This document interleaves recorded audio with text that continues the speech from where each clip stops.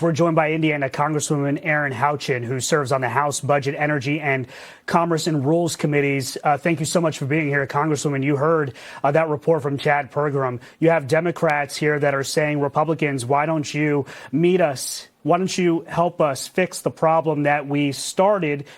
What is your response to the Democrats who seemingly are not going anywhere with this? They want to keep this government shut down.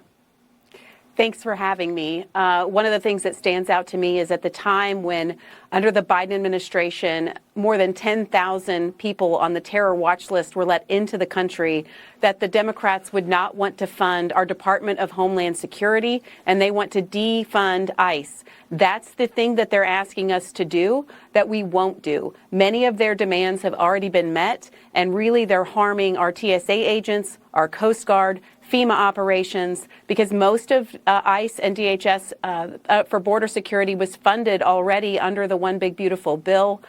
This is putting our national security at risk, and it will be on the Democrats' hands.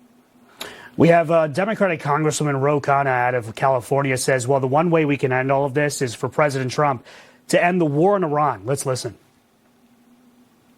This war needs to end. That's the biggest thing we can do to restore our the security and making sure that we're focused at home. And then, of course, we need to fund the TSA and we need to fund security. But what we can't do is be giving a rogue ICE agency more funding to conduct mass raids like they did in Minneapolis.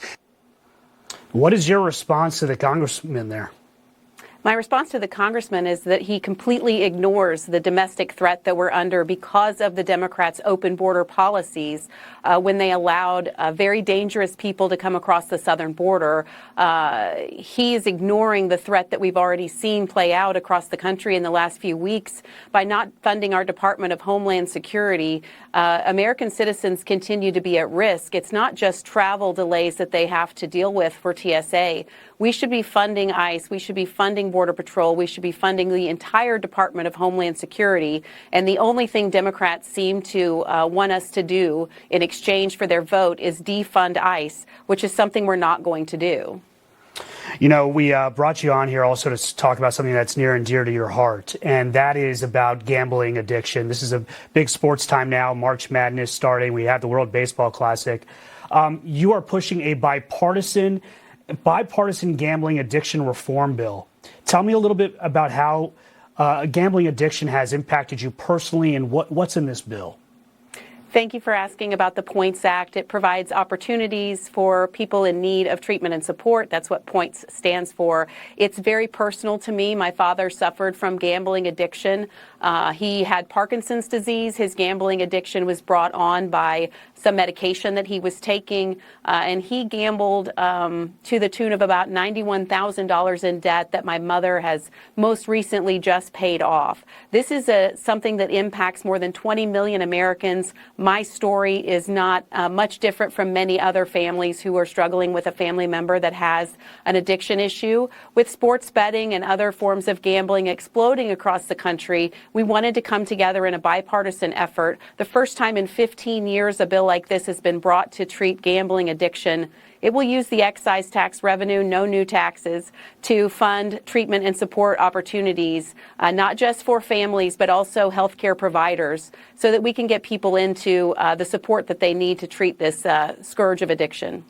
The March Madness bets that were placed with sports books in 2025, $3.7 billion. The estimate this year, $4 billion. Congresswoman, this is easily accessible to anyone now on their phones. That is scary.